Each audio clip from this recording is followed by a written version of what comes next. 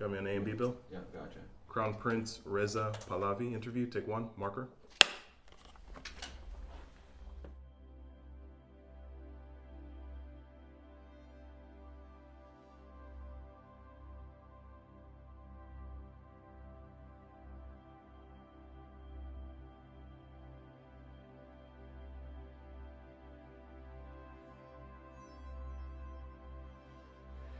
Hi, my name is Reza Pahlavi.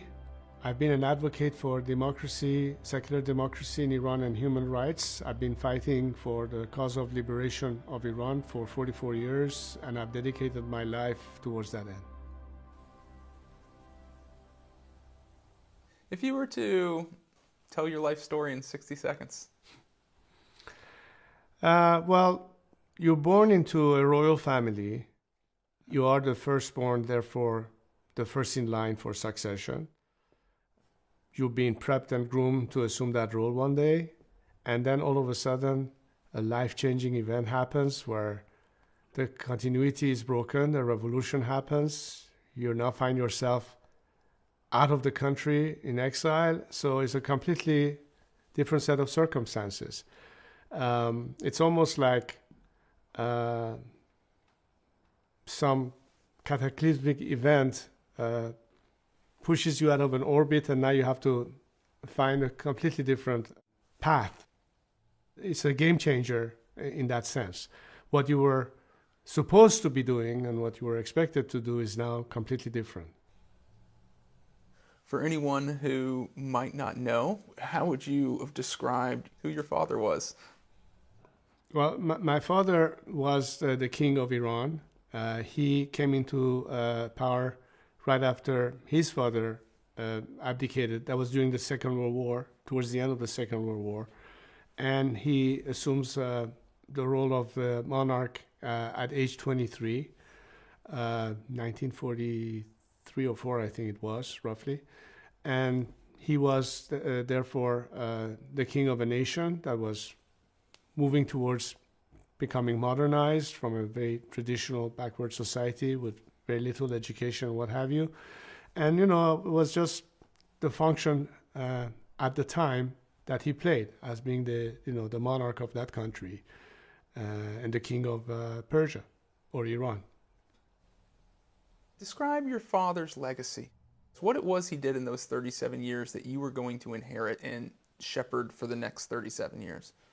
Well, putting Iran from a very underdeveloped society that was kind of very traditional to now fully engage in development, modernity, progress, liberalizing society, and so all of the social aspects of change in life, the situation that women had in Iran, which was unparalleled in the rest of the Middle East. For all those reasons, Iran was on track to be a very dynamic, progressive society. If the revolution had not happened, Iran should have been today the South Korea of the Middle East. Instead of, we have become North Korea, not because the people have changed, but because the system had changed. So we were in that direction, and instead now we are completely going back. So I think that's the quickest way that I can say where he was taking Iran, and we should have been now. Can you talk to me a little bit about your experience of the pressure as a young man? Well, I would say that at a very young age, by that I mean when you're like 7, 8 years old, around that time, I was already sensing that there's something in terms of people's perception or expectation that is different when it comes to myself. I mean, you're born in a royal family, you're the first child, therefore heir to the throne, and so I'm talking about 1967 when the official coronation ceremony of my father took place. My father started in 1943. It was not until 1967 that he actually had that ceremony. And the reason I'm bringing this up is because the first time that I actually realized what it is that I'm supposed to be doing as my role is as we were returning in the whole process of carriages coming from the Golestan Palace where the ceremony took place. And, I was accustomed to the fact that my father and my mother would be cheered, when they would go in the streets and there would be a public event. But then I noticed that people are actually looking at me and they're showing me all that emotion and all that support. And I said, okay, there's something special here. And so from the very young age, it instills in you the fact that, there's an expectation and there's a duty to perform, whatever that performance might be. And you find that later on as you get educated, as you participate in various ceremonies and what have you. But at the same time, as a young kid, you have to grow, you have to go to school, you have to get educated, you have your friends.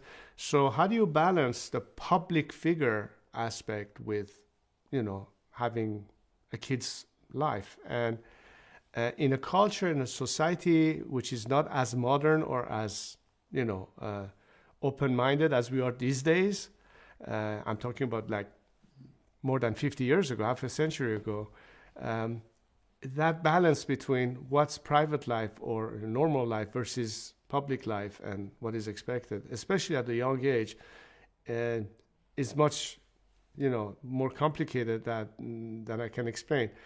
But you don't realize it that early. You just maybe feel a little bit more like when you have to perform at the end of the school year, some kind of a school, show or performance, and you prepare for the role. You go on stage, and on stage you have an audience, and they expect you to perform, and so therefore you have to perform.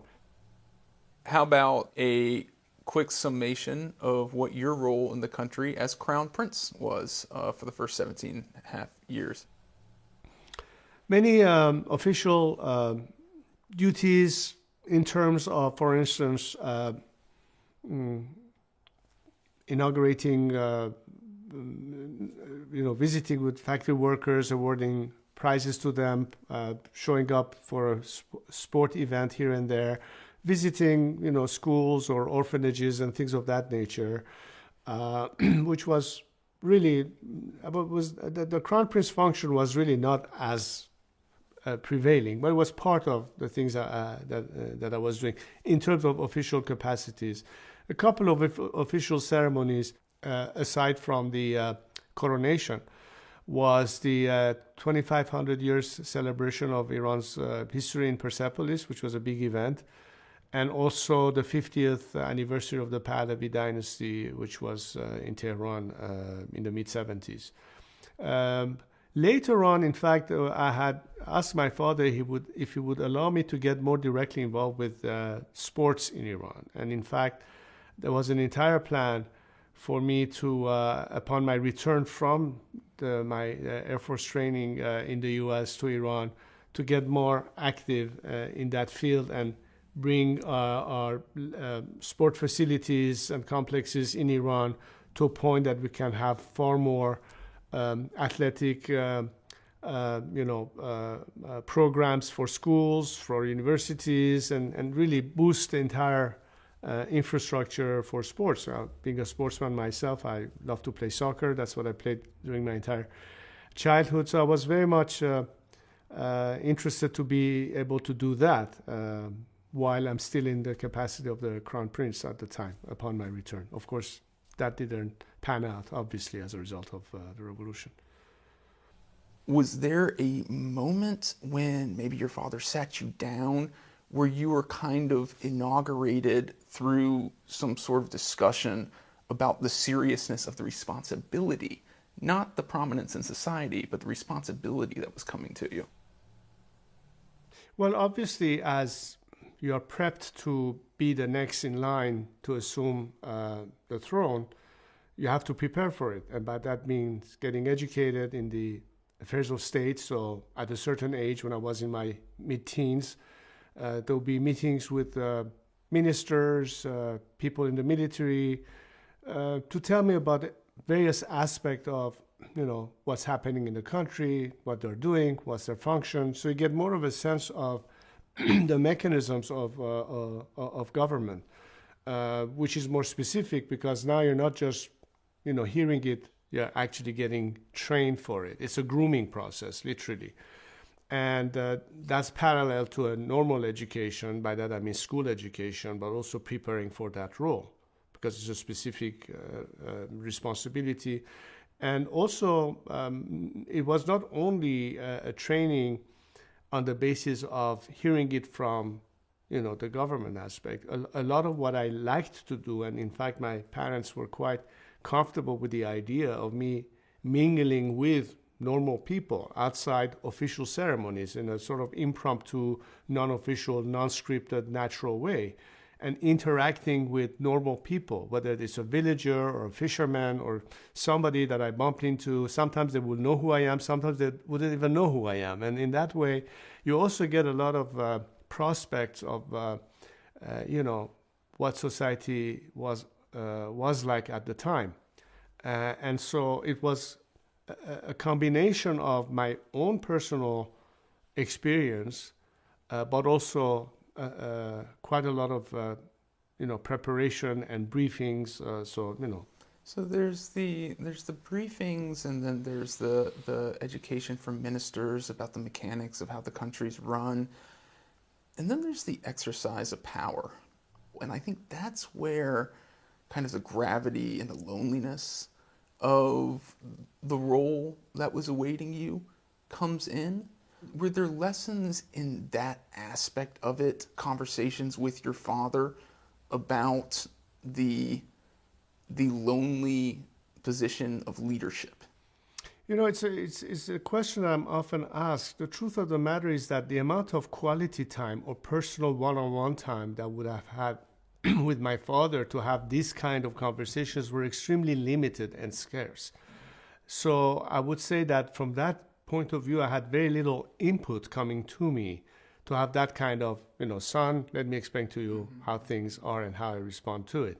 It was more by observation that I could see how he would interact. Most people don't know that, is that whatever is your public face, whatever people are accustomed to see and the way you project yourself or as they see you on television or what have you, it's a very different person when they are off camera, when they're in your own house, when we have a family dinner, when they're sitting together and there's no performance going on. You are who you are. And what I find kind of odd is that sometimes people respond to a persona based on what they see in public. But if they were to know who you really are in actual life, they might have a different interpretation. So a lot of what people see in you is not necessarily who you are, but how you are perceived. And all of it is projected expectations that they actually sometimes in certain cultures like to put somebody on the pedestal to be different than them. It's kind of an odd thing. The difference makes it interesting as opposed to be one and the same. But by the same token, it creates some kind of a separation. So how do you manage to connect with people while having a unique position? And how do you balance that? That's not teachable. That's not something that you can be trained. That's something that you develop as skills and knowledge and experience by dealing with it all the time. When you are in that kind of a function. So that's my take. That's my own, experience of seeing that in action. Why do you think there is a need for someone to be different as opposed to familiarity? Because again, if people have a tendency to think for that person to do something special, then the role is by definition kind of unique. It's not everybody else who can step in and do that. It's like, it's a little bit like, you have the quarterback for the team and he's your star player, right? And if that person gets injured, you have a backup, but the backup is never the first player. All the expectation drops down. He's no longer the starting quarterback, he's the backup. And in that sense, when people say, this is the person who is expected to do this and this and that, then he can't be just replicated. It's not an easy replacement. I don't know if I can convey that sense of how people want to see something unique in someone. And of course, there's a lot of judgment, and of course, there's a lot of criticism, and there's a lot of expectations, and not all people think the same. Some people want you to be more aggressive. Some people want you to be more, how would I say, down to earth. And in certain cultures, they think that if you're too simple, then it takes away from the weight and magnitude of the role. On the other hand, if you appear to be kind of stuck up or what have you, they say, well, that's kind of a narcissistic thing. And again, how people judge you based on what they think you are as opposed to what you try to convey. How do you manage to do that? Maintaining that status that makes the role still special because that's what they expect, but at the same time stay relatable. And that's not very easy in particular cultures that are not as open in terms of open discussion. There's no taboo subject that you cannot talk about. And, that era was still quite restricted in terms of subjects that would be normal to talk about these days. But back then it was kind of, a very risky proposition to dwell into issues or subjects that at the time would have been not acceptable to that culture or that society. So, my father and my grandfather, their legacy is pretty much based on the fact that they were modern thinking. It was all about modernization and bringing, taking a society from a sort of traditional way into a future-looking modern approach and modernizing it. Everything that started part of his plans and the white revolution and the emancipation of women and so on and so forth. Imagine that in a very traditional religious society, to be able to do that in the span of a couple of decades and the acceleration process. So, while you first started in a position that was much more traditional and bring it to a point of modernizing and getting it more in tune with probably most of the mindset of the Western societies in the world, being from the Middle East, how do you balance that and make it happen? Now, was this need to avoid familiarity or maintain that sense of difference that you talked about something that was coached to you, or is that something that you picked up just through example as well? My observation is mostly not about me, but about my father and how he was at the time perceived or expected from a people's standpoint, And again, remember, I left Iran at the age of 17 and a half, right after my high school graduation. I was coming to the United States for the Air Force pilot training program that I was supposed to go to and then return a year after back to Iran. Of course, during that time, the revolution happened, so I never got to return to Iran since then. And my whole direction in life changed. But what I'm trying to say is that back then, I was still the backup. I was still the person in training next in line whenever that was going to happen. So it was not it was a different way of me, sensing what's happening by observation, mostly of my father and what he was doing. But there's one point. I feel like if I was the backup quarterback, I would still be sitting on that bench, super nervous that the quarterback was about to sprain his ankle at any time, and I was going to have to walk in front of 90,000 people. And it happened. At any moment, you could be thrust into the forefront. Was that a weight on you? I've actually think that as the country was evolving, my job would be easier than that of my father, only because the momentum was there. The country was in full, production in terms of economic growth, in terms of education, in terms of modernization and infrastructure. So compared to where he had to start at the end of the Second World War and where Iran was at the time, compared to the mid-70s where it was a completely different thing, my generation were seeing things that he didn't see, or even my mother didn't see in their times in the 50s or 60s. And that basically meant that whatever the challenges my generation and myself would be facing would be a completely different set of new challenges, because the basic was now there. The basic mechanics of it was there. It was just a matter of improving on it and making it maybe greater. It's a little bit like, if just to give you a contrast, I remember one time we were just developing one of the islands in the Persian Gulf called Kish Island. We used to go there as a family for vacation during New Year's. And, you know, one time we were there, I'm talking about 1970, 71, around that time.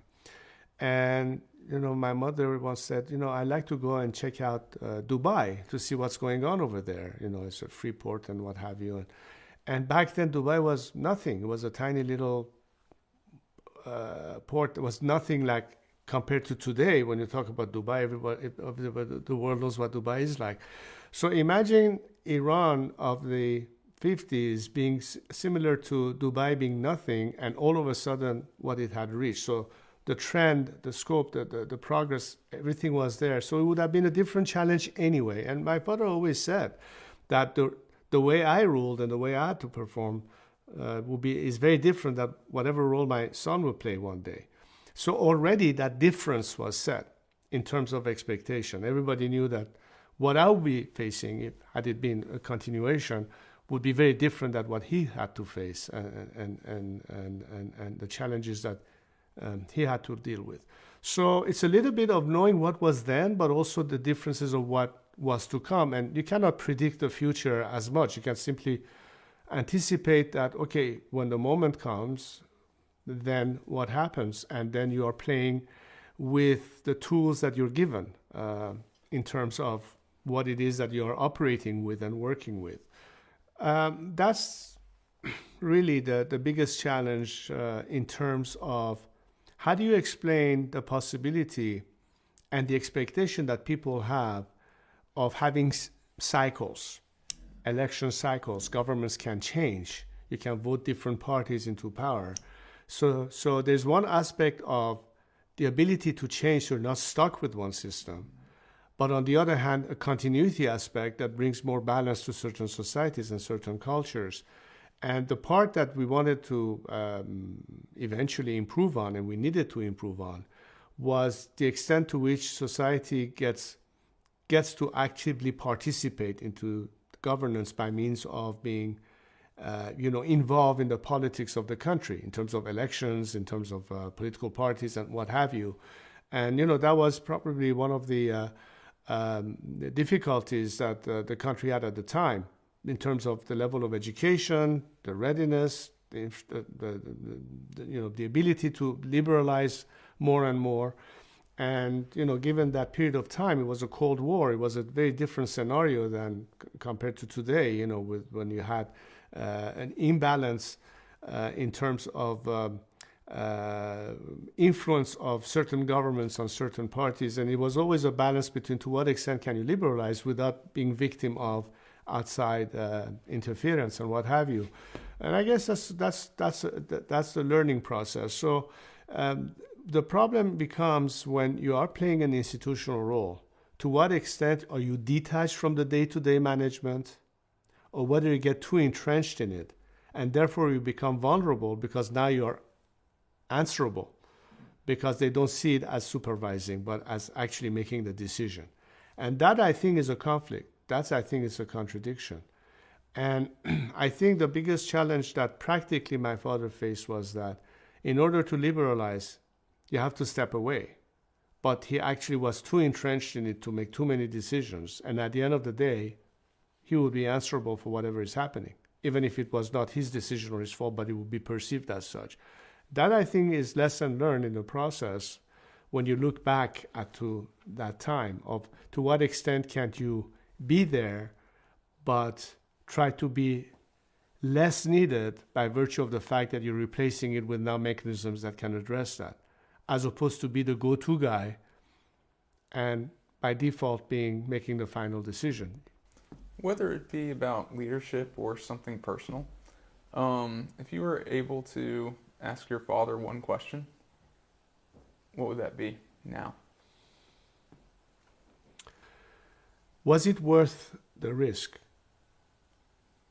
of making yourself more vulnerable for purposes of advancing the cause, as opposed to say, well, let it be as it is, let me play safe, not get involved, let things happen as they do, but they might have happened much slower or not happen at all.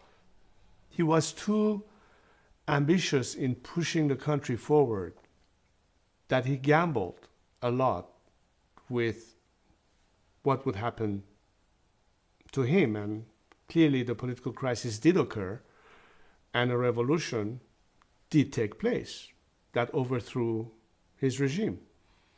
Although today a lot of people retrospectively say, what the hell were we thinking?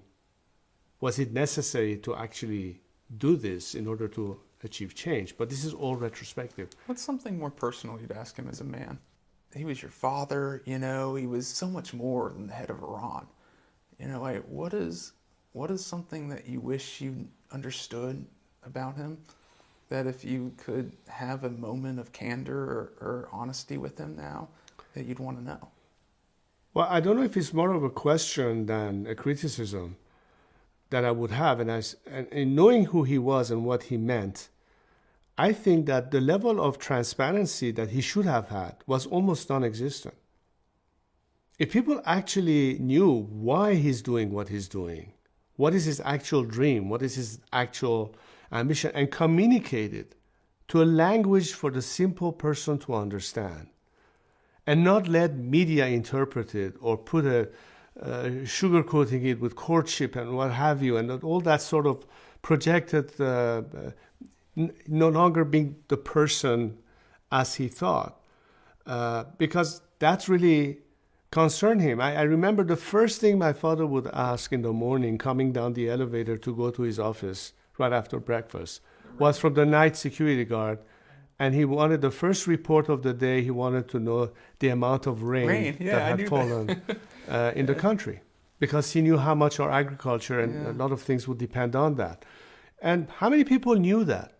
They didn't know that. That's not what they saw.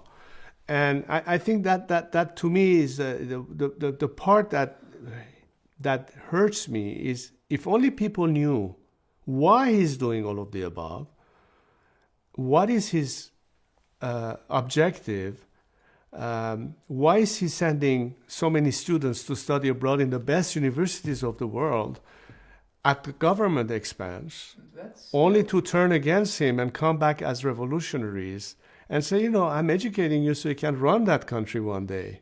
Why are you throwing it all away? But it was not communicated enough. And that's, I think, the biggest regret. This is your father. Yeah. And he was like such a huge, figure in the country, but also like in your life. And you talk about this distance from him. What were some things that you wish you understood about your father? As a man, as a father, not a leader. That's what I'm saying, that he was so in some way timid or shy to show his actual face, that he had to almost put a mask, part because of the expectation, but part because a sense of protecting maybe some vulnerability. And I say, I wish he had done just the contrary. Before being the persona, say and explain what it is that he was actually thinking. Because if people knew more about that part, maybe the judgment would have been very different. And, you know, we lived in an era where communication, PR, everything that in today's day and age people have been accustomed to, social media, influencers, none of that existed in the 50 years ago. It was a different world. You will listen to the news and you will see the king is now inaugurating this factory, or is on a state visit in Europe or whatever. And it was all very, impersonal, in the sense of you only saw the title and the role, but not the person. And the way people are understanding more what's behind the face of whoever is doing whatever. It was not existent, and that part was really missing, I think. And I think that's something that you identify that was missing, you know, as the crown prince looking at your father, the king. Was there anything that you feel was unresolved between you two as father and son? Well, I think the part that, and as I told you, unfortunately, my interaction with my father was very limited in terms of time, only because of the schedule. It was an issue of, his functions, and when he had a break, I was like every kid in my age, going to school, coming home, doing my homework, watching some TV, going to bed, waking up the next day, and so on. So the only time that we had together was really during vacation time, Or every now and then, I would go in the morning on my way to school just to pop my head in and, but it was not like we can sit there and talk for hours and have a thorough discussion. And I miss that part. I miss that part of having had more ability to, simply have a father and son type conversation outside of everybody else, peeking in and, was he one of those fathers that even in those unguarded moments was very guarded? No. In fact, I think he would let his hair down, and that's what the part that I said, that I wish people knew that aspect of him that they never saw, ever. Because then they would see the human being as opposed to the head of state. They would see the man as opposed to the leader or the ruler, whatever you want to call it. And that is something that, creates the wrong perception, especially if you're not what people actually portray you to be. It's actually different, but you're doing all you can and people don't see that part. And that's so frustrating because you say, if only they knew. What is the most vulnerable moment you've ever seen your father in? Your memory of seeing that side of him? Well, I think the last 2 years, and I didn't see the last few months because I was outside of Iran, so I was only monitoring what was happening in the final months before he had to leave the country. And I think the there are two factors that psychologically and emotionally affects someone. Imagine for 37 years dedicating your life to the advancement of your country. And then you have this illness and you know that your time is limited and you have to somehow pass the torch. How much time do you have left? And then that sense of, how would I call it?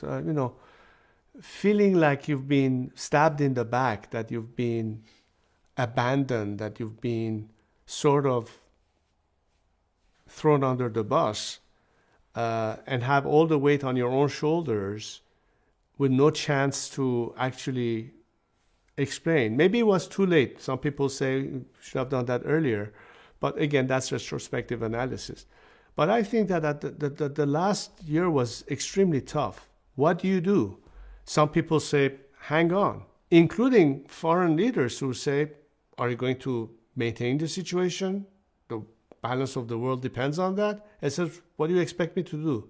To turn guns on my own people? Do you actually think that I'm going to do that for the sake of preserving my throne? Hell no. And he didn't. And he left the country voluntarily.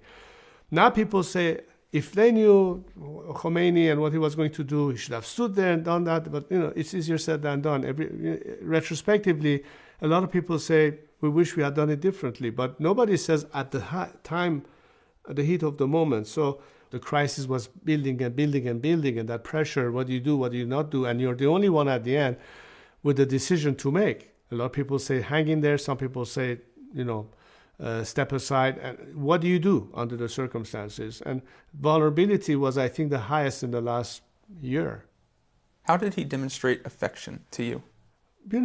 A simple phone call or a moment of, being out there in his room as he would, usually in the morning when I would go and see him, was the only time of day that I could actually see my father during a regular day. It was either early morning when he was having breakfast. Usually he would be reading a newspaper and I would just step in there, say a quick hello on my way to school, spend maybe 5-10 minutes at the most, and maybe just a smile or something like that. He was not very tactile. He was not the kind of father who would come there and hug you and kiss you and that kind of stuff, as opposed to my mother, which was more cuddly and all that. That's a little bit the way he was brought up. His grandfather, a military man, very disciplined. So it was on that aspect less there, but you could feel by what he was trying to communicate. Or same time at night, I would come before he would have in the evening something to do, and he was preparing for that. He used to exercise in the room, and I would be and we're having some conversation about either events of the day or something that happens internationally. And again, it was a personal moment of father and son, as opposed to king and crown prince. I'm trying to give you the human aspect. So yeah, there were some moments when we would be out there, and then this is just me one-on-one with him. But sometimes we'll be with my siblings and we'll be all together. Poppy sat in and spent a few minutes with us and sit with us and all that. So again, those are the moments where, you're completely off the record in terms of a personal, private setting with family. And that's where all of those emotional, contexts and communications would happen. I wish we had more of it, but, I'm thankful for all those opportunities that we did have. Did you fear him? No, not at all. He was not the kind of fearful character. As I said, when you knew what his intentions was, he was somebody who did everything out of concern and love and passion. Passionate people sometimes could get hot-headed or sometimes very aggressive, but that's not something that you would fear. This is something that would be more of an exciting or challenging or provoking. And I think, again, part of what would have been, some people might say that, I don't know, they fear the authority, they fear the power, but, if it's meant for the betterment of things, why would be afraid of? If you can communicate the intentions, then people say, hey, there's rationale and logic and vision behind it. And again, that I think is the biggest part of what you would learn in the process about anyone, especially if it's your own father, of how you interpret the intentions. What's a question you would ask him about his relationship with you? Well, I would say that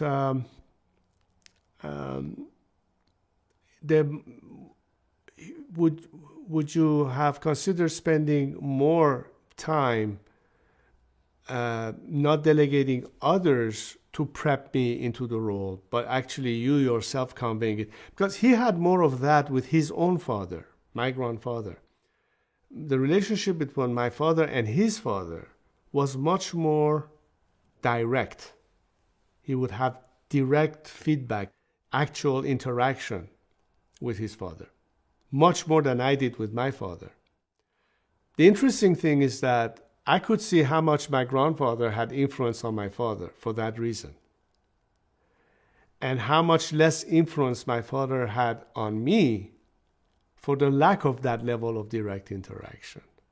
I don't know if it's good or bad, but it's just a fact. I think that I would have said, why not more time?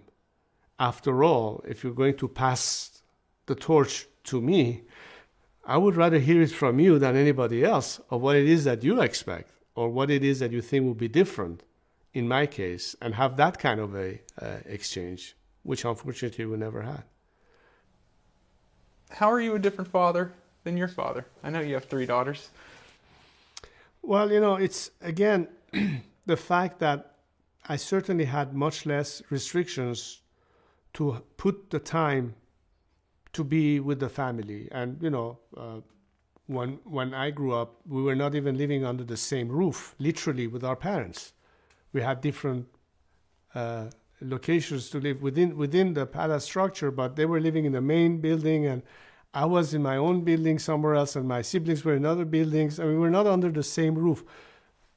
My daughters grew under the same roof as myself and my wife, in sense of hanging out, having dinner together, having lunch together. Later on in school, well, they had more of their own actions, but, they like coming back home only because I identified that family time that we always have together. So we were much more hands-on as parents and have the opportunity to put in the time that, unfortunately, my mother and my father had much less of, to be able to, spend that kind of time with us. So in that way, it's quite a contrast. How important is that role of father, of being a father in your life? I think the first element that gives people anchor starts with family, starts with the nucleus of a family. If you have a functional family, you ought to have, logically, a much more stable life. On the other hand, if you have an unstable family, a dysfunctional family, I hardly see people finding any stability down the line in their lives.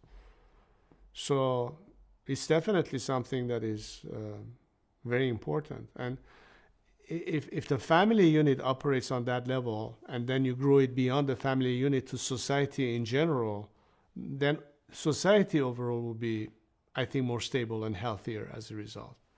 But it all starts by putting in the time, valuing the importance of that. And, you know, it may sound very traditional, family tradition, yeah, but you can be extremely modern and extremely liberal, but still maintain a certain tradition and importance of keeping the family together and creating as many opportunities to be together, because that's how you keep it as a unit.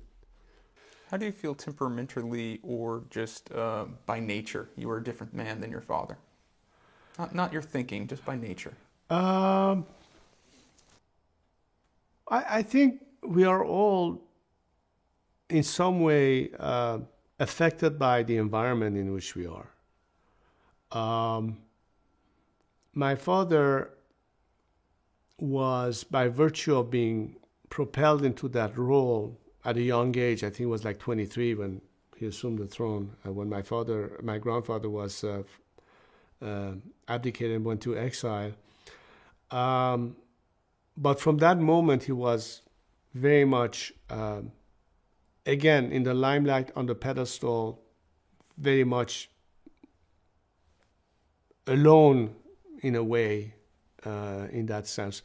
He had some friends and he had some relations, but he was much more isolated. I think that the way I was brought up is I had a much greater scope of friends and people that I knew, and not that I was then in a position to do anything, but, you know, in terms of relationships and knowing, feeling less lonely or singled out. If that makes any sense. And I felt like while he would have an entourage of people he knew, but in terms of his function, he was very much on his own. A lot of people worked in government, a lot of technocrats and people that we knew, but in terms of what can you depend on, in terms of being having less pressure focused on you yourself, I felt that in a way he was kind of much more isolated than I felt I was in terms of having, more of a perimeter to operate in, if that makes any sense. Is that loneliness or isolation of his something you came to understand deeper as you got older? Yeah, people in that function tend to be tremendously lonely. Because again, you know, the thought process when you are in that position is that nobody can really understand what's going through your mind other than the person, he or she, being in that position. And how much of it is visible for others to see. It's a little bit like an iceberg. You see 10% of it, 90% of it is below the surface. And in some way, you feel like they only get to see that 10%. They don't know about the rest of the 90%. And you may never have a chance to show that. Sometimes it may be even better, and sometimes not necessarily. And that to me has been the biggest, from a point of view of intellectual curiosity, what's at the end of the day more important?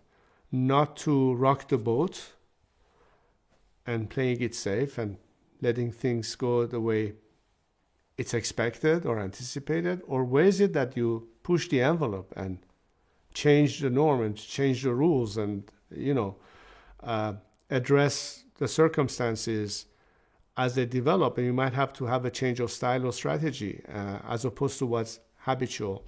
I remember this line, I don't know where I read it or where I heard it, but I always believed in the fact that this statement happens to be true, that a good leader is not someone who does what people expect you to do. A good leader is someone who does what is in the best interest of the people, even if they don't get it at that time. Retrospectively, history has to write and see whether or not you did or not what was good or not. At the moment, it may not be understood, but I think my father was the kind of person who didn't want to play it safe. He could have played it safe, honestly, but he didn't. Why? Because he didn't want Iran to fall behind. He knew we had a limited amount of time to become self-sufficient, not to depend on oil and gas as our primary source of revenue, which would one day be depleted, and build enough momentum in industry and infrastructure that the country is finally on its feet and ready to run. And he had limited amount of time to do it with. And he took a lot of risks doing what he did. As I said, retrospectively, I think today people have a different read on him and what he tried to do, as opposed to what was the interpretation 50 years ago at the time all of this happened. And it's always like that, unfortunately. It's always like that. You can't go back. What I'm trying to say is that the biggest lesson that I've learned in life is never look back. You can only look forward. But draw from the lessons only because for history not to repeat itself, you have to avoid making the same mistakes over and over again. That's the learning curve.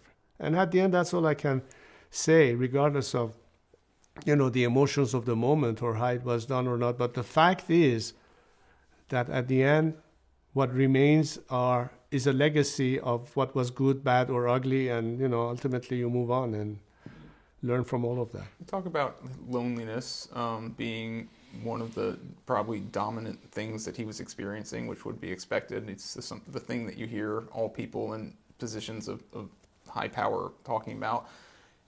Even if it wasn't as stark as what he was feeling, have you felt those feelings of loneliness in your own position? Well, obviously,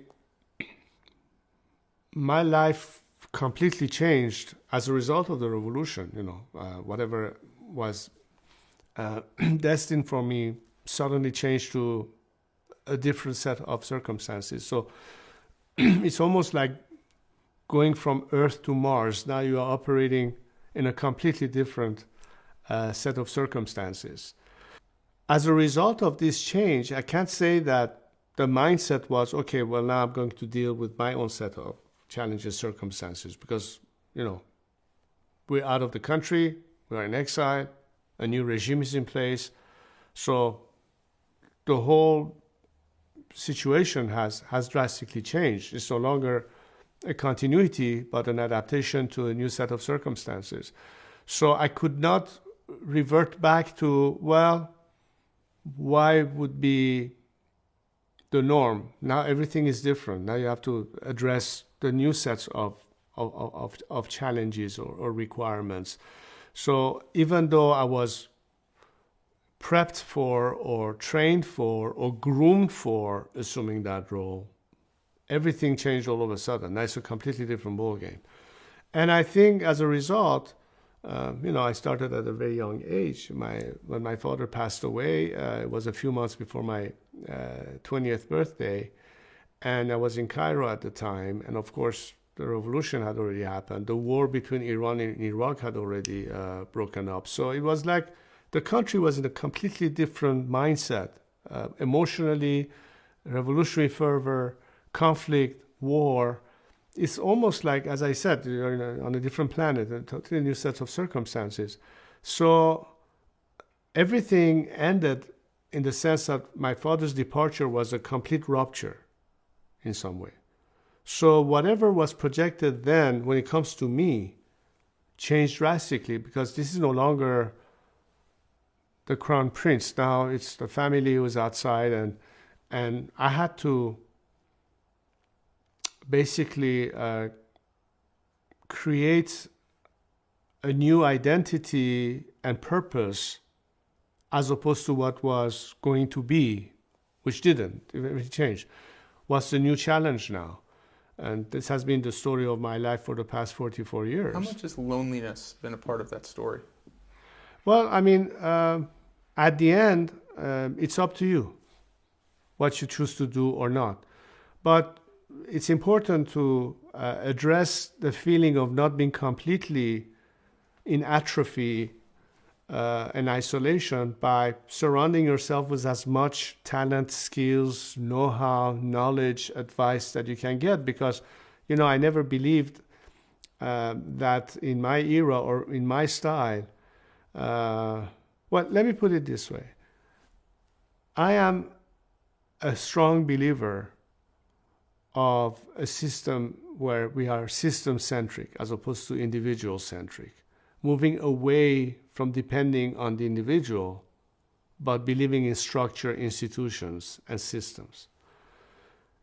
Meaning that in order to lead by example, you would like to tell people, don't focus on the individual, look more as a collective effort, as teamwork, as distribution of responsibilities, as a collective effort, so that you don't allow for people to put you in a position of isolation in the first place, yet again, expecting you to be the ultimate man at the top of the pyramid, because that defeats the entire purpose. So from day one, I wanted to say, I want to help us in that direction, and as much influence that I can have, I will obviously use the position, the name recognition, whatever you want to call it, but in order to strengthen the institution building aspects of things, as opposed to yet again depending on the authority or the people at the very top. And because that goes against the grain. So I always said that whatever I equip myself with this challenge is to try and see what I can bring into the picture, the best out of people in terms of their skills, in terms of their contributions, whether they are strategists or economists or scientists or whatever it takes. Because, at the end, there's a story to be told. There's a path and a journey to recovery and reconstruction and rebuilding. And my vision is always twofold. One is, what are the requirements to have a full-fledged democracy where people actually participate and take responsibility, but also help those in power accountable, which is one aspect, but also have a roadmap to reconstruction and a vision of how the country can evolve. And that goes beyond just institution and governance and rule of law and what have you. It's also a matter of having imagination, having a vision, having a sense of all the potentials that the country has. So I think that the best way to address that is to encourage every skill that is out there, incentivize people. And the best way to incentivize people is for them to say that we cannot just depend on one center for everything. We have to pitch in and have our share. But by the same token, if you expect them to be proactive, you have to allow them that opportunity to perform. So you cannot have a structure that limits their participation, but then expect them to be fully contributors, if that makes any sense. So, you have to make sure that you remind people of why it is different this time. So when you look at Iran's history and where we are now, taking into account the experiences of before the revolution, after the revolution, and where we are now in 2024, with a vision of Iran 50 years from now, again, how it ties back to what I was telling you earlier, that I don't look back, I look forward. And I say, what is in store for us, and bring that as a sense of a collective effort. It's a very, very demanding project in my view. Of course I play a part in it. I think I know a lot of people that just in the course of adolescence go through this period of wilderness, of just being adrift, and it's just naturally an extremely difficult time for anyone without the trauma of your father's death, without the trauma of having to leave the country and and the threat of violence and all of these things. Did you have a period in the wilderness after that where you felt very lost? I never felt lost, but I felt that I had to get my bearings and my priorities straight in terms of, okay, given the circumstances, how do I deal with it? How do you adapt to it? From a personal side of things, I was a young person surrounded by people twice his age as advisors or what have you. I was very much disconnected from my family in the sense that we were all spread out in different places. My mother lived in Paris. My sister lived in New York. My other two siblings were, in the process of studying. But, every now and then we would get together as a family. But we were all living in different places. I lived in Morocco for almost 3 years between 1981 and 1984 before moving more permanently to the United States. The first 4 or 5 years was really how do you realize that now it's a new chapter, and as a result, what it is that you want to do. And again, not based on all the expectation that people have of what was, as opposed to, well, this is today's reality and what we're facing. And so how do you get your bearings in terms of the direction and the vision? And I think what helped me in particular, and that's why I say that even though you still feel a certain solitude, but the best way to stay focused is not to reminisce, but to look forward. You don't talk about emotions very much. Do you feel, is it that you are temperamentally pretty even-keeled, or is it that you keep your emotions closer to your chest? The truth is that in order to maintain that sense of responsibility of what expected of you, I purposefully and willingly and intentionally deprived myself from things that other people my age would have done at the time. Clubbing, dancing, going to nightclubs, all that kind of stuff, I wouldn't do. Not because I wouldn't enjoy it, but it would have been inappropriate for me to do all of that, especially at the time that Iran is in crisis and at war, and this guy is out there having a good time. So a lot of that part that is, how you fulfill yourself in terms of some pleasure in life, I had to voluntarily let go. So I had to substitute that with something else. So when you cannot have that level of socializing or external input, how do you compensate? So how will I nurture myself in terms of something that would give me a sense of, I don't know, you call it relaxation, meditation, pleasure. And it was mostly nature and music, which is and has been all along part of my life. I have a few friends, very close friends, and we when I got married through my wife, we met other people. So we have a circle of very close friends that are there to fill your life, so you don't feel alone. I never believe in lamentation. That's the worst thing. I hate that. You never believe in, well, that might be the answer to my question. I feel like most people, from the other 10,000 people that I've interviewed, if we were speaking about this time in their life, these 3 years in Morocco, we would be talking about scenes and experiences of great emotional turbulence. Whereas you're talking about nature and music, which are positive things. And I think the closest that you've gotten to describing this discrepancy between what I would expect to be hearing right now and how you experienced it was that you don't believe in lamentation. Mm-hmm.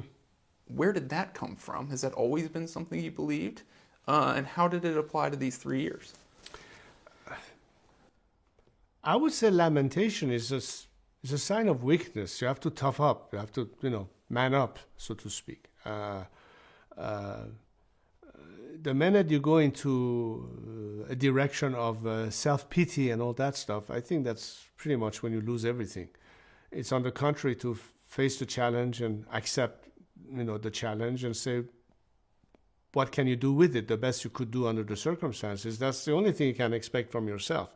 You may or may not succeed, but at least you've given it the best shot possible. And that's the only thing that keeps you sane and consciously comfortable of having no regrets, because you're doing your best under the circumstances. That was always my attitude. That's the way I internally process things and think about things. But also I would tell you that the early years was very different because I was not even on the radar to many. Whereas today, there's a whole host of, a whole new generation that the Generation Z of Iran and their expectation and the way they look up towards me. And I'm no longer the young boy. Now I'm almost like the father figure for them. A lot of them, when they write me, and send me messages, they refer to me as father. They call me father. And, the minute that you've been called that, it's a completely different relationship and expectation. And this is where you realize that regardless of how long this journey takes, it may take a whole lifetime, you never know. But the fact that how many millions of people could be affected by the fact that you just are there or not? How many people will stay hopeful because you can inject that passion and hope in them? Or how many people will otherwise commit suicide if they think that there's no hope? And, just the fact that just by virtue of being there for them, you may have that kind of an impact on them. That's the sense of weight and responsibility that one feels, even if I end up not playing any specific role. But the fact that they are telling me, hey, we depend on that. We need you to be out there for us. I can never detach myself from it. I need to have my own life. And what human being can perform in complete sanity? I'm not a robot. I need to have my own. But, to what extent you say, well, I can't just be a hermit and go live in some cave. My role is really more of someone who encourages and invites that participation. We all have to do it together. That's the spirit of what I'm trying to do. All these years, it has been the core principle of how I look at things and how I respond to challenges. There were different moments at times when people realized that the end was coming. There was this steady building of unrest that first it seemed very manageable. In fact, it seemed, as part of your father's policies, to allow people to speak and protest. It almost seemed to be something that was planned. For you, what was the moment that you realized your life was about to change? Well, it happened, everything happened really fast. When I left Iran in the summer of 1978, which is about 6 months before my father left Iran for the last time. At that time, I did not experience or witness the level of protests and anti-Shah slogans that my siblings got to hear at night from the windows of the palace in northern Tehran, where they could hear the crowd on the streets chanting that. So in a matter of months, everything happened really fast. So it's not like we were anticipating.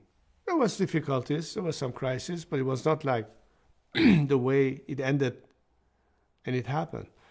But I think the hysteria was very much driven by the core radical religious beliefs that we had. And if you look at ever since the revolution in Iran, that aspect of radicalized Islam that happened with the Khomeini revolution, and we saw it manifest itself in different forms, from the Taliban to ISIS to a lot of what we face today. A lot of that was institutionalized in part of what split society between modernity and the religious beliefs. So you had that aspect that was very much the root cause of, I think, that frenzy, which you cannot fight. I mean, fighting a religious ideology is almost impossible. Even though my grandfather and my father tried their best to, attenuate that. But the sentiments at the time were very much driven by that. Interestingly enough, the left, or the Marxist left, had their own agenda in terms of being anti-Western, anti-this and all that, and they somehow happened to be in the same boat with the Islamists. But the left was much more arguing about the progressive aspects of things, the liberalizing aspect of things. I'm talking about the social democrats, not necessarily the Marxists, because their agenda was quite clear. But at the end, it was really the religious part that prevailed. And that's not something you can easily fight, because it was sacrilegious to even say something negative about the faith. Today is completely different. But we had to experience all of that to be where we are today. At the time, it was almost impossible. So was it almost futile to resist? I think a lot of that goes back to the question you asked me earlier, or at least has been brought up many times, of if you were in my father's shoes, would you try to resist and then go down in history as somebody who tried to cling on to power by having to turn the guns on their own society, assuming that it would have changed things? Or was it doomed anyway, but instead he would be known in history as somebody who had blood of the people on his hands? So I think that's really something that, can you say it's avoidable or not? At the time, it seemed to be almost too late to do anything, because that was the frenzy, was really hysteria. When you had college professors, teachers, who would say that they actually saw Khomeini's face in the moon.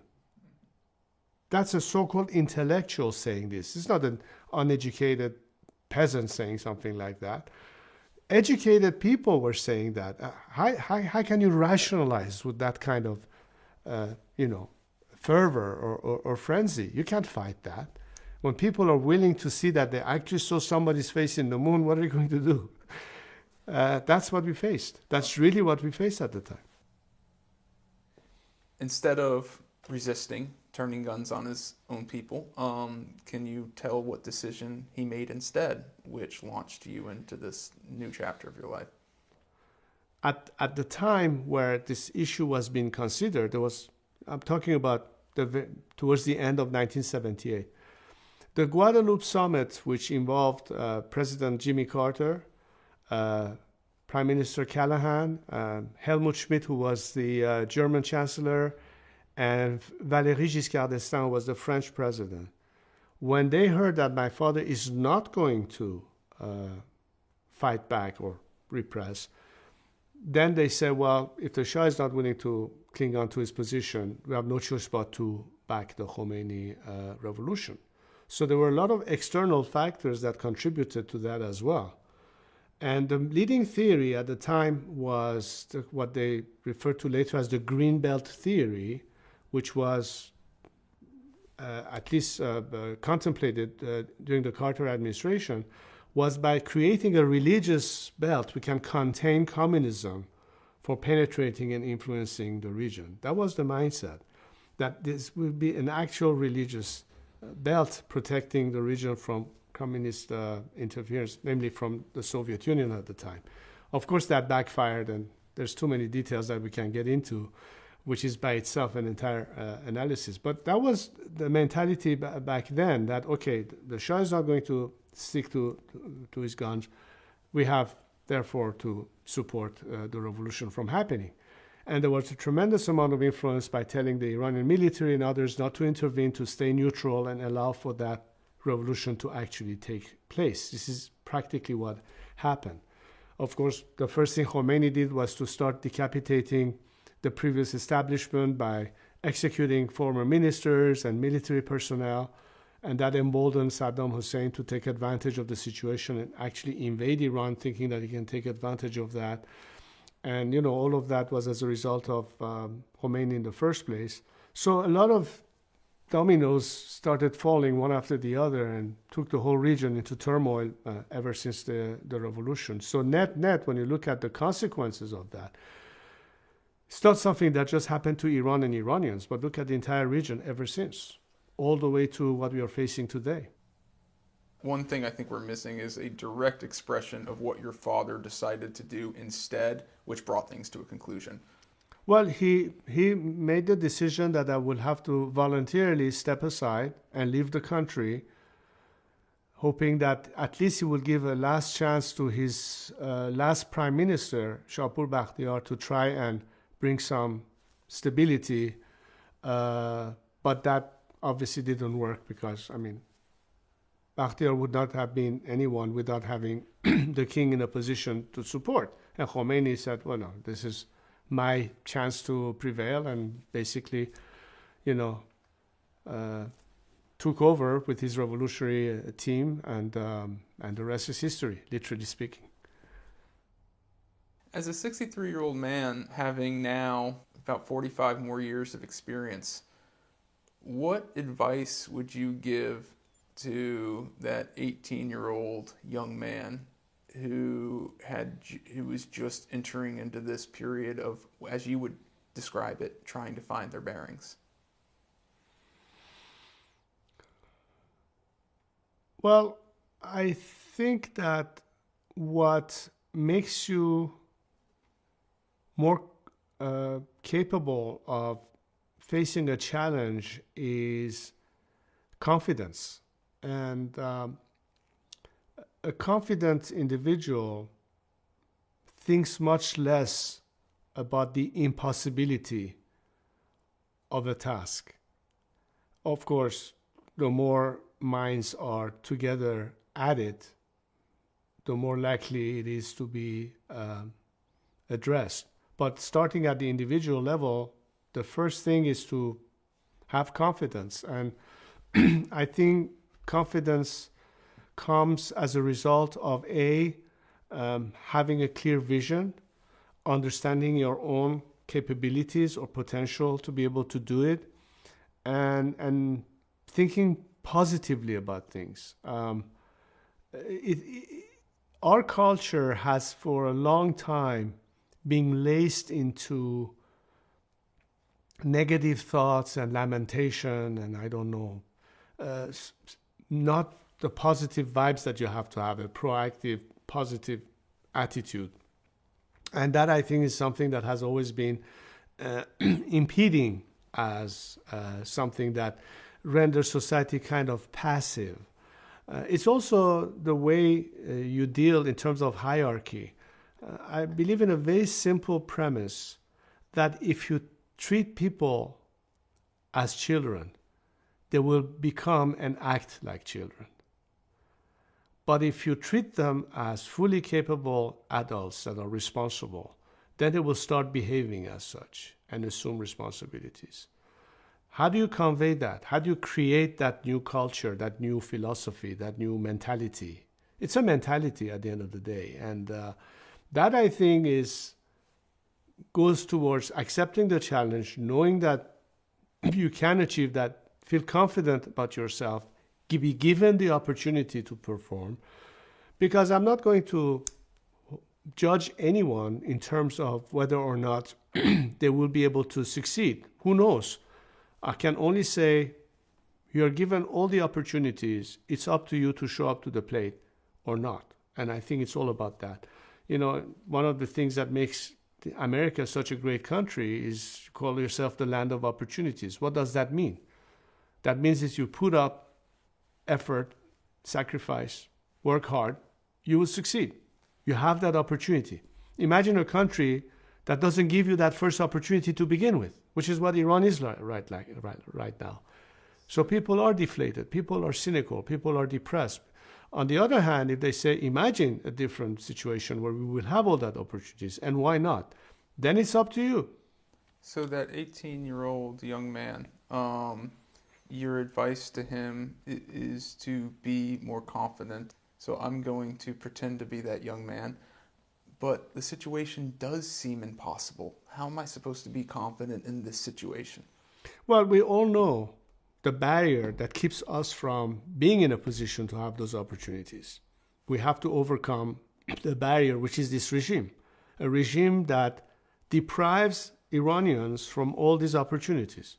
Hence why we are talking about a secular democratic system in which all these liberties, all these individual rights, human rights, every aspect that makes you as a citizen comfortable and confident and willing to put in your own sweat equity, because there's nothing holding you back. There's nothing censoring you. There's nothing repressing you.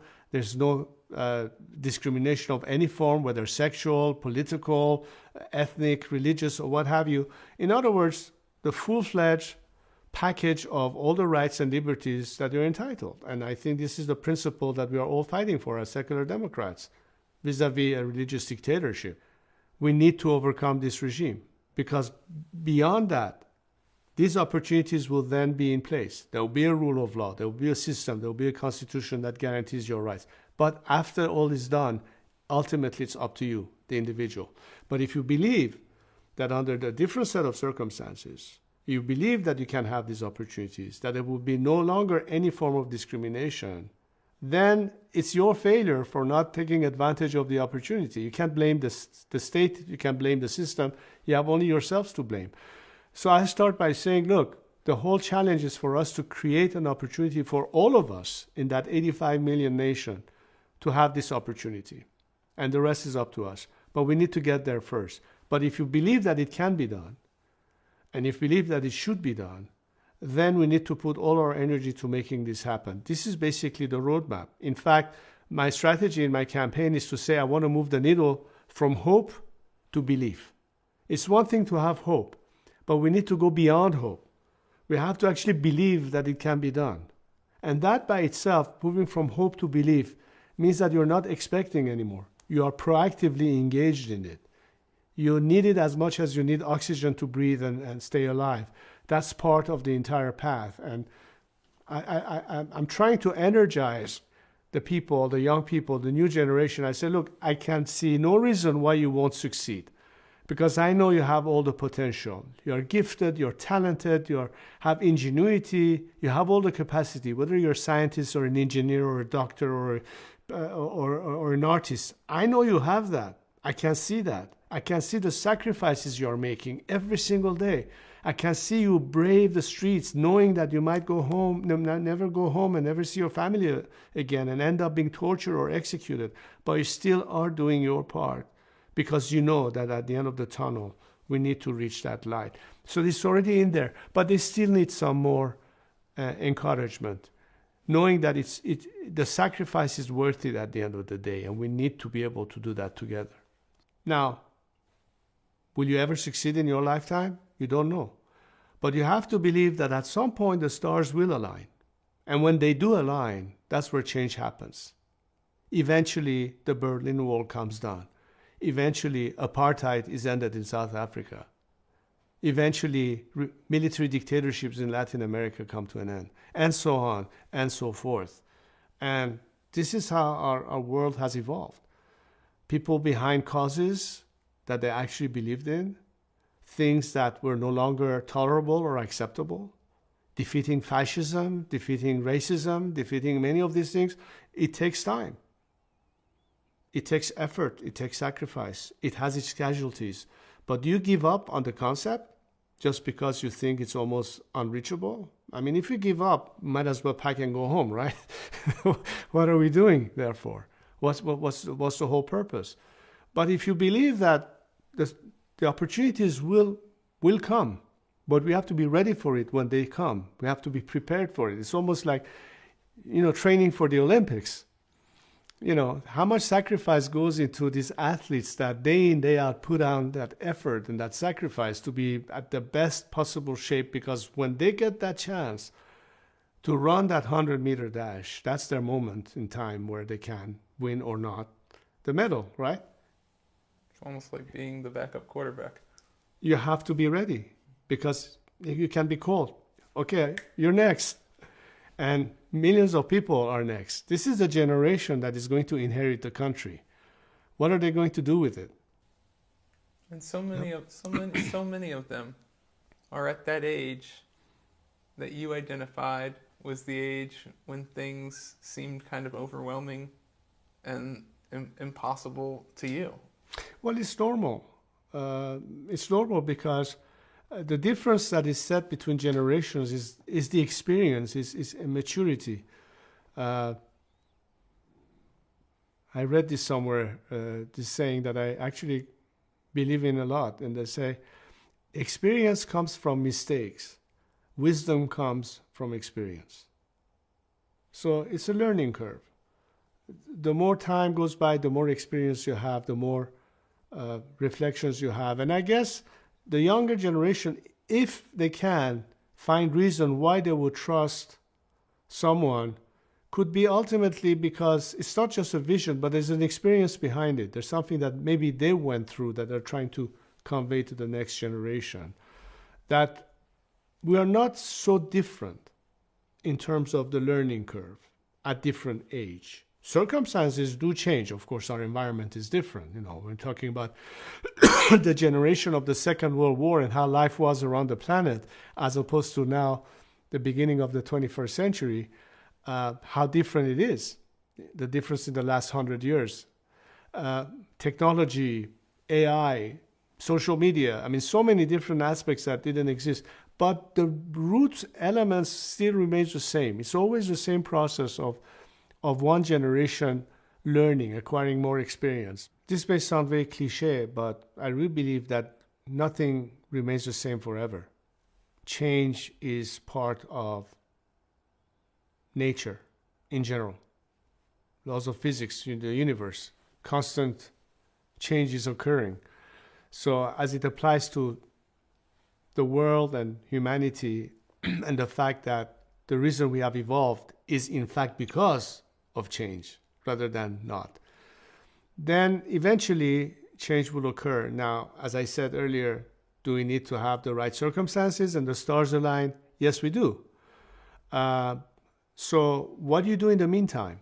As I said, when people are in a frenzy, when they're like mass hysteria, and which is really was the case in Iran, there was really mass hysteria in a way. You have to just hold your breath, wait for a while, say, eventually this is going to settle down. And now people say, okay, what the hell did we do? And that's in fact the response today. What the hell were we thinking? The kids today, the young generation, blame their parents and say, what were you thinking? We are not responsible for the current circumstances. We have inherited this mess that you created. So that young kid, as you were saying, that activist who has a friend who he lost in the protests and has been tortured or executed and all that, what motivation would he have? It's again the same adage that, look, we can't give up. We have to continue the fight. And they have done their part. Sadly, I think the world has done very little, particularly democracies in this world who ought to be in the same value boats that we are. And the expectations from them is much greater than some other countries. And they end up net losing much more as a consequence of what happened in the region.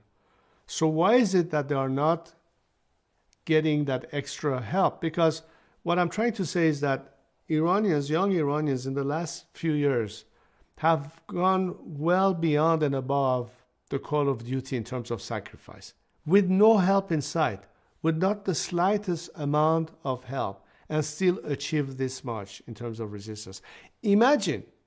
Only imagine what they could actually do if they had the maximum support that they deserve towards that change. Because our change is in the best interest, I believe, of the free world, if they look at the light. You no longer have to worry about terrorism. You don't have to worry anymore about nuclear threats. You don't have to worry about radicalization and regional instability, the economic impact that you're facing, the energy crisis, problems of immigration. So many things that are directly linked to the circumstances and situation in one country called Iran, which is the epicenter of this mess.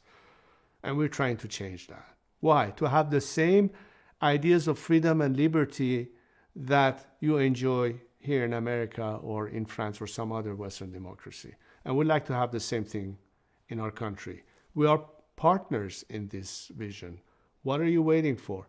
Because there's only one level and extent to which I can tell a fellow Iranians, look, hang in there, the cavalry eventually will arrive. But what if it doesn't? That I cannot answer. That's where I turn to Western leaders and legislators and public opinion and say, your part in this is missing. Because all the other changes that have happened, at least in contemporary history, changes that came across mostly civil action, not by means of foreign intervention or military takeovers, but by various movements of protest and civil disobedience and political change, not by conflict and military means. Case in point, solidarity in Poland with Lech Walesa. Case in point, South Africa, Nelson Mandela, the ANC, and the negotiations to put an end to apartheid. There is a foreign component attached that made this situation prevail. There's no way the Soviet Union would have collapsed and the dissidents in that country eventually succeed had it not been for some level of tacit support from the Western free world. I think the same argument can be made about how change can happen in Iran. So it becomes much less possible, although still not impossible, without having adequate support from the outside. And that has always been my argument. We cannot depend on anybody else but ourselves to free our country. But it would be such less costly in terms of human life losses or the economic shock if we had much more support. And that's really the level of the equation. So to be absolutely honest and realistic, that's exactly what I tell my fellow compatriots, that we have to stand up and keep the resistance and fighting going. And eventually, probably the world will wisen up and see there's no point trying to negotiate or cut a deal with a regime that is repressing our country every day at this level, that spends our country's resources not to the benefit of our own society, but to advance their conflicts and their proxies and, impacting the world in such a negative way. And eventually things will change. It will have to change. And if I hadn't enough experience in other cases around the world of seeing change eventually happen, maybe I would be telling you something completely different today, Brandon. I would say, sometimes you just have to fold and, step out. If you were to script the next 20 years of your life, and you could write your own story, and I'm going to challenge you here because admirably, you always drift the personal questions. You pivot back to Iran very quickly. So I'm going to challenge you not script the next 20 years of Iran's life, but if you were to write the story of the next 20 years of your life, and could choose anything, you weren't burdened by the expectations or the responsibilities, just what would the story of the next 20 years of your life look like? Please be as specific as possible. Well, I love to travel. I love to explore. There were many places that I've traveled to in my life, but there are many places that I haven't, that are on my bucket list, and I'd like to be able to do at some point when I still physically and mentally can do it. So, as far as having a life, literally having a life too, people need to remember that no matter what you do and what's expected, you're not operating in vacuum. You're not a robot. You're not a computer that can just turn on. You have to have a life as well. And that's what will be a fulfillment for me, to be able to have those opportunities, to see places that I wanted to see, to go on a photographic safari somewhere and, take my photos and share it as my experience with the world, and interact with more, discover more of our world in any sense. That has always been one of my passions and interests, and I am very much focused on environmental issues. I really believe in issues that affect the whole planet, including our region. So, I'm always after soliciting the best ideas of scientists and experts, and see how we can encourage entrepreneurs who can help bring about all these pioneering technologies that can help us fight many issues that we have, from global warming to hunger to whatever it is that we have out there. It's really a balance between yourself and what you can enjoy in life, but also having more of a purpose of not just self-fulfillment, but while you can have an impact, how much can you have impact in that sense?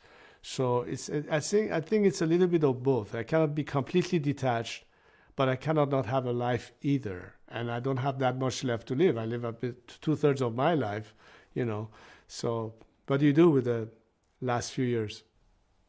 In the 2/3 that you've had so far, has not been able to have a life outside of your role been something that's challenged you? If I wanted to say, you know what, sayonara, I'm done. I can pursue my own life now. I'm no longer held in a position of expectation. And I could have done that 44 years ago. and say, I'm just going to go and pursue a career, get into this or that and have a completely different life. But instead, what I've done was to hold the fort, in a manner of speaking, knowing that I cannot just be indifferent to what's happening in Iran. I think Iran is a country that deserves so much better and has so much more potential. And eventually we could get there. So it became, by default, a life's mission.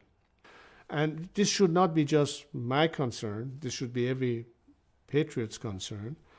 But if you are in a position where you can make a big difference by having that impact, that influence, that's the part that I recognized from the very beginning that I still have, just because of who I am, just because of my name.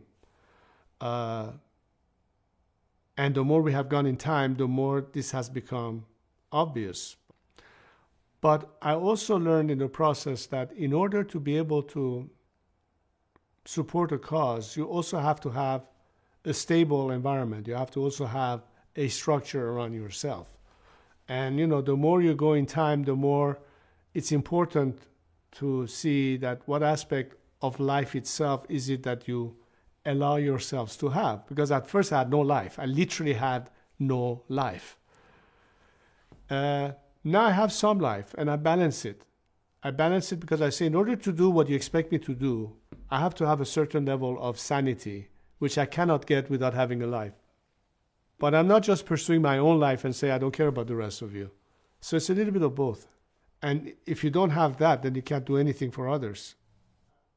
I was brought up in a way to appreciate nature a lot. So I was very connected to nature from childhood. I remember when we had a channel in Iran that was broadcasting in color, because the first channel was in black and white. We still didn't have color television in the early 70s. But finally we had one network that was broadcasting in color, and I was watching these various documentaries by Jacques Cousteau, the famous French pioneer in the field of scuba diving and what have you. And from the very beginning, I was very much interested into marine life, and later on, I'm a scuba diver among other things, so I do a lot of underwater photography, combining photography and scuba diving and things like that. And I'm always fascinated by that sense of research. So I always thought that if one day I had the means to have the continuation of the Calypso, which was Jacques Cousteau's, research vessel, to have something like that, to have a huge boat with the latest technological means on it and platforms, and host world scientists to go on various expeditions, to explore and assess the situation and the healthiness of the ecosystem, whether it's marine or not. That is really something that I've always been passionate of being able to do. And, that I think is something that is helpful to the whole planet and will be very applicable in the case of Iran in the future. I'd like to be able to do something like that then, and let others do the governance and help them, give them my advice. But, I'm not at all interested in power or authority. On the contrary, I think, it's you can do much more without being necessarily cornered into that position.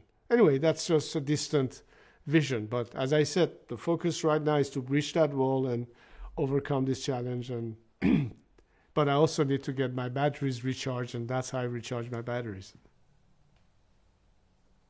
Say that the pace of events in Iran has slowed down, but what has changed recently that has allowed you to get that separation? Because if anything, the pace of events in Iran and people wanting to know your thoughts and your plans have only increased. Yet you identify the previous period as the period where you were unable to have any sort of separation from the role of expectation, as you call it. Well, yeah, look, people might have a certain expectation or assumption about the role you would have. Well, I don't let people define my role. I'm the only one who will define my role. And there are many things that I'm willing to do, as there are many things that I'm not willing to do. And I can explain it and argue the reasons for it. But this is not the time to jump the gun or put the carriage before the horse. We have to first overcome this obstacle. That's really my focus and only focus. Not what will happen in the future, what my role may be in the future. I'm not thinking in those terms. I'm just thinking of the only function and role that I see myself play today is to help usher that transition from where we are today to that future we're describing. Let's first do that. And if we start thinking of too many things, literally putting the carriage before the horse. That's my only focus, and that requires a certain discipline of staying in the lane and describe the objective very clearly, but understanding, of course, that this is where all the opportunities will start occurring down the line. But until we breach that wall, we're stuck behind it. We need to first get rid of this wall, and that's really what should be our collective preoccupation. So you cannot reminisce, because what's done is done. All we can focus on is what's our path to the future, and this is what I think should be the central focus. Can we put a timeline on it? Impossible. You don't know. You can't predict. It could be months. It could be years. Who knows? But it goes back to that sense of readiness and some of those alignment and factors that help expedite as opposed to impede change from occurring. Some of it is domestic, is up to us as Iranians. Some of it are factors beyond our control, which is how the world responds or reacts to it. It's a combination of these ingredients that will determine how soon or not we'll be able to breach that wall. How would you say you're different than people perceive you?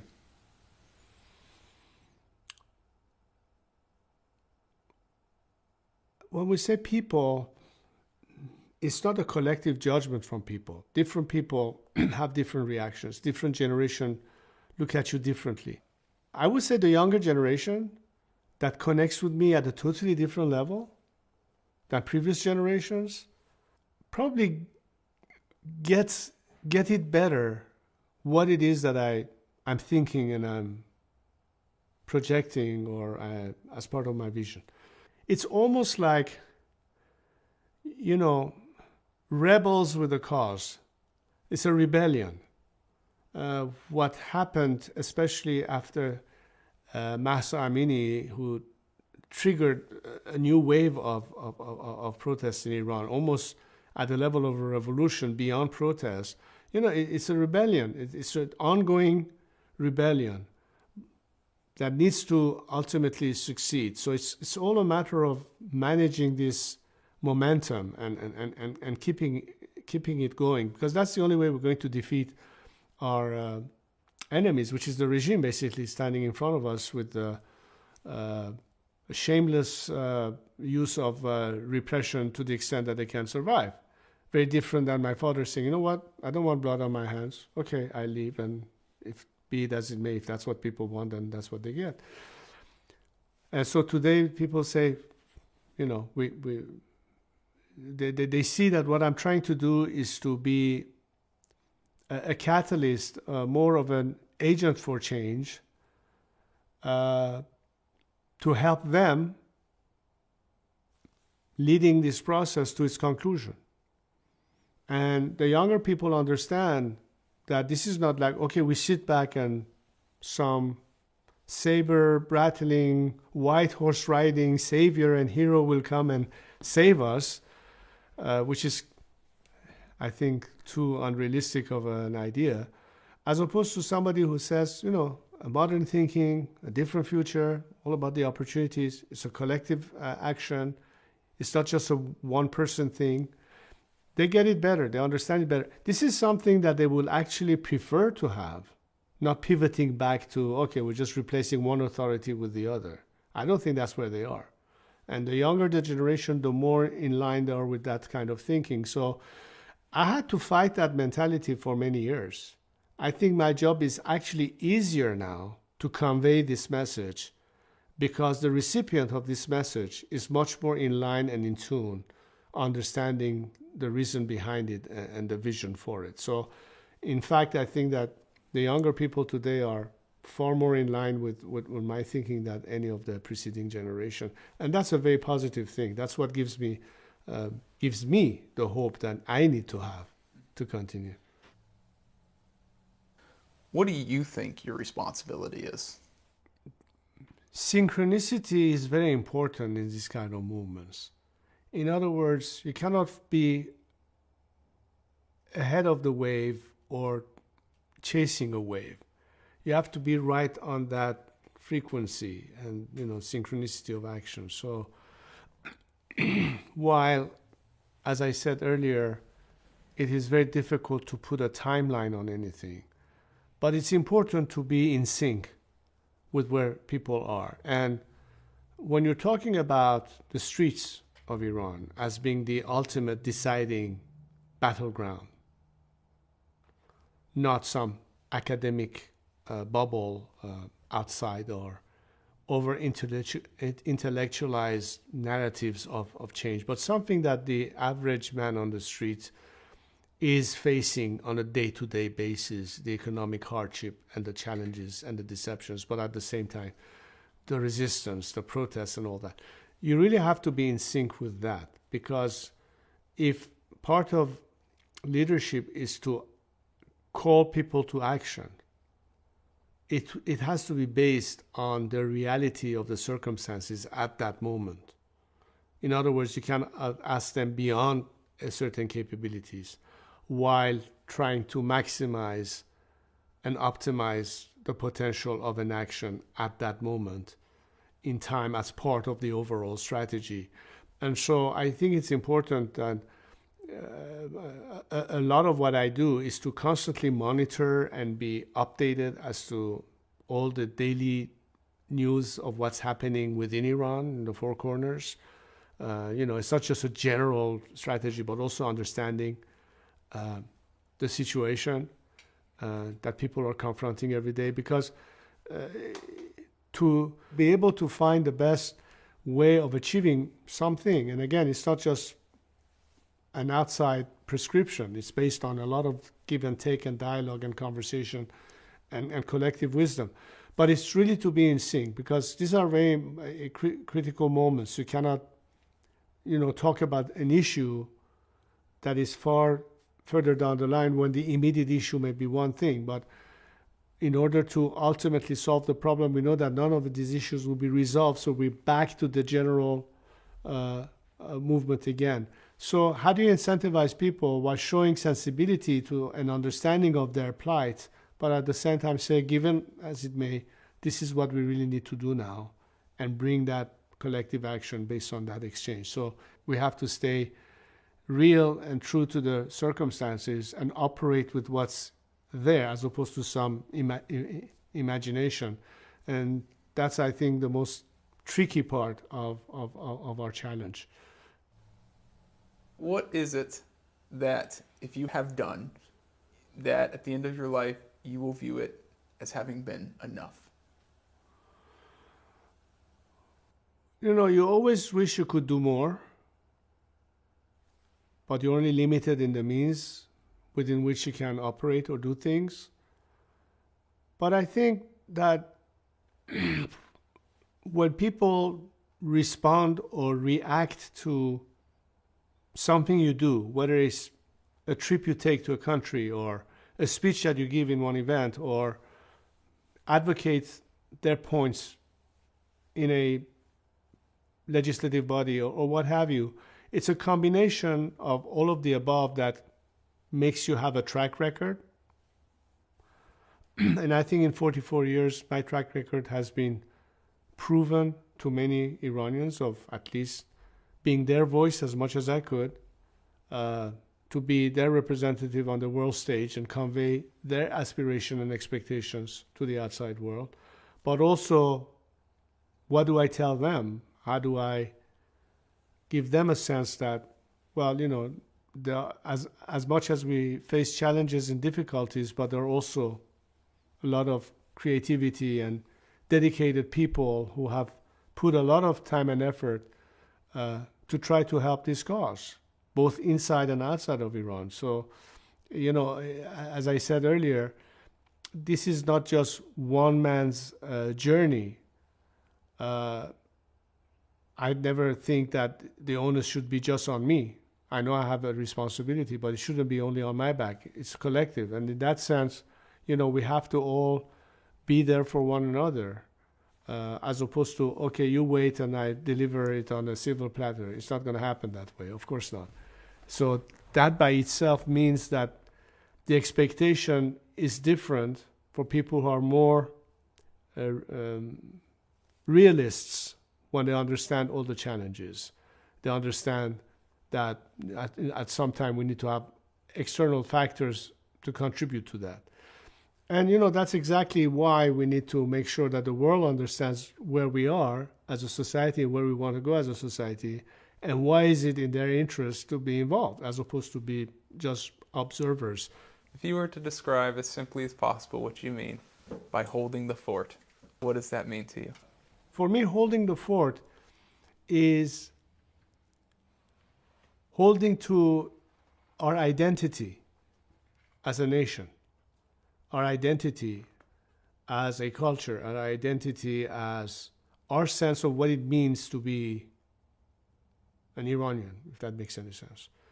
And while we had to face a system that from the very beginning was anti-Iranian, anti-nation, they refer to Ummat as opposed to Millat. Millat means nation, Ummat means the believers of that faith. It has nothing to do with borders or boundaries. And everything the regime was doing from the beginning was to go against every aspect of our celebration of Nowruz, our New Year, or various traditional, you know, everything that has to do with our national identity. So they were the antithesis to our sense of of identity. I tried to keep at least that alive. That torch, which I'm now passing on to today's generation. I say, you know, we may not have been able to free ourselves yet, but at least our identity is intact, despite the regime's attempt to destroy it. In fact, it has become even more prevalent. In the last few years, the way people will gather at Cyrus the Great's tomb to celebrate all those aspects that, you know, people think that human rights is really a Western creation. It was coined first by Cyrus the Great 25 centuries ago, when he liberated the slaves in Babylon. He helped rebuild the temple in Jerusalem. He brought in a state of affairs where people were free to practice their religions without any form of discrimination and what have you. This was done 25 centuries ago in a land called Persia, now modern Iran. And that's what was represented in our sense of identity. And we keep that torch alive because this is a regime that is discriminatory, treats women as second-class citizens, discriminates against other religions, whether you're Baha'i or a Jew or what have you, or if you're a member of the LGBTQ community, anything that goes against values that were part of our culture centuries before the forefathers of the American Constitution came and wrote the Bill of Rights and the Declaration of Independence. And by the way, a lot of it influenced by Cyrus the Great. Thomas Jefferson has a lot of the aspects built into this value system based on that. So, you know, that's really what Iran is or should be, as opposed to what it's known to be now under this regime. And this is the light that you keep alive and say, let's not forget who we were and where we could be. And this is not Iran. What you see today is not us. That's not us. Try to keep that alive. I think that was a really nice ending point.